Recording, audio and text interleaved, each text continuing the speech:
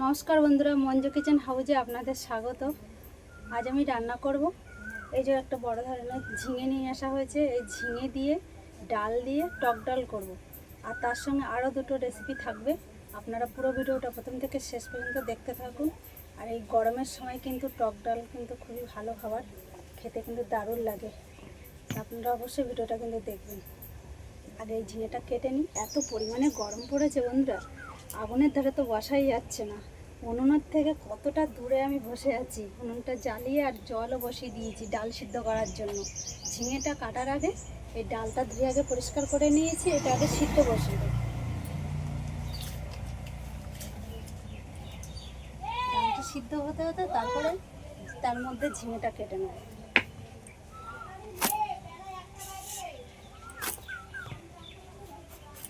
এই ঝিঙে কিন্তু একদম পাতলা করে মাছ দিয়ে ঝোল করলেও কিন্তু খেতে ভালো লাগে।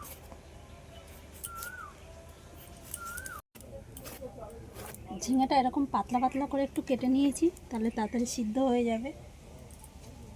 এবার আমটাও কেটে নেব।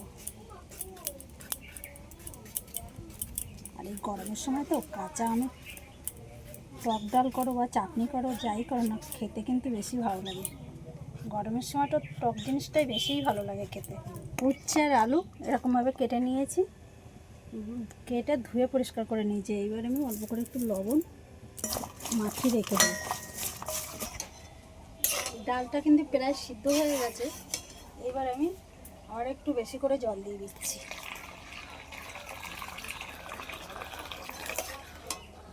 এবার কেটে রাখা আম আর ঝিঙে আর 3টে কাঁচা লঙ্কা নিয়েছি, ছিঁড়ে নিয়েছি লঙ্কাটা। এবার এর মধ্যে দিয়ে দেবো সামান্য পরিমাণে হলুদের গুঁড়ো, স্বাদ মতো লবণ।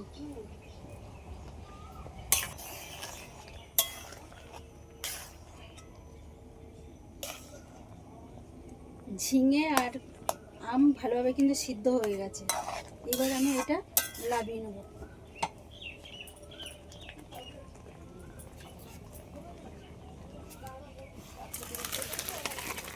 কড়াইতে সর্ষের তেল দিয়ে দিয়েছি, আর ফোড়নে দিয়ে দেবো শুকনো লঙ্কা, তেজপাতা আর সর্ষে।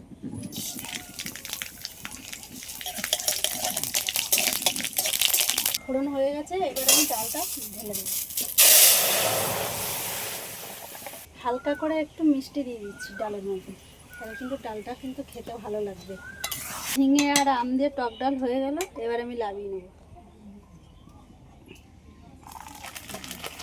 ডিমের অমলেট বানাবো, ওই জন্য আমি 4টে ডিম নিয়েছি। ডিম আগে ভেঙে নেব।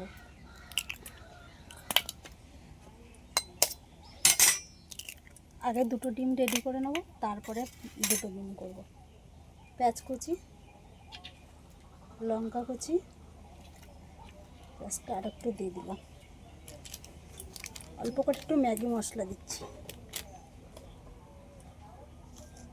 ম্যাগি মশলায় যেহেতু লবণ থাকে, ওই জন্য সামান্য পরিমাণে লবণ দিলাম। অল্প করে একটু জল দিয়ে দেবো ওই ডিমের মধ্যে, তাহলে ডিমের ভাজাটা খুব ভালো হবে। আর ডিমটা যখন অমলেটটা বানাবো না, তখন কি সুন্দর ফুলবে, দেখতে কিন্তু দারুণ লাগে। কড়াইতে তেল দিয়েছি, তেলটা গরম হয়ে গেছে। এবার দিয়ে দিচ্ছি এটা। চারিধারে কত সুন্দর ফুলে উঠছে এই জলটা দেওয়ার কারণে।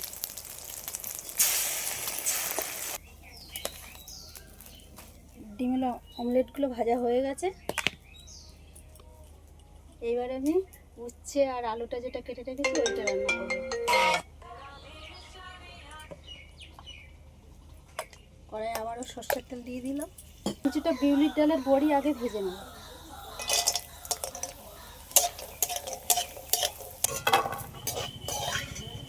বড়িগুলো একটু লাল লাল করে ভেজে নিয়েছি।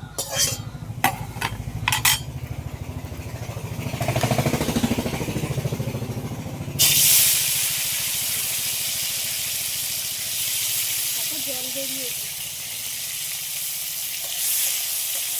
কালো সর্ষে আর পোস্ত দুটো একসাথে বেটে নেব।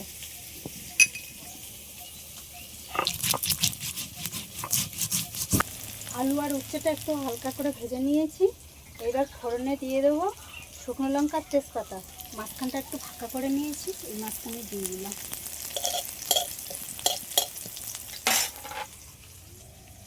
দিয়ে দেবো পাঁচফোড়ন, একদম সামান্য পরিমাণে একটু লবণ দিয়ে দিচ্ছি। আগে যেহেতু লবণ মাখিয়ে রেখেছিলাম এই জন্য লবণের পরিমাণটা কম করে দেবো। পরিমাণ মতো হলুদের গুঁড়ো,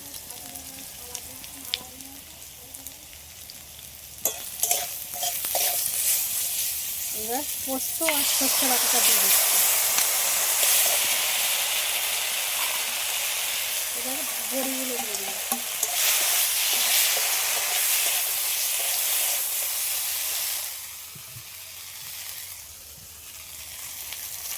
জল দিয়ে দিচ্ছি। ডালের বড়ি দিয়ে উচ্ছেটা রান্না হয়ে গেল, এবার নামিয়ে নেবো।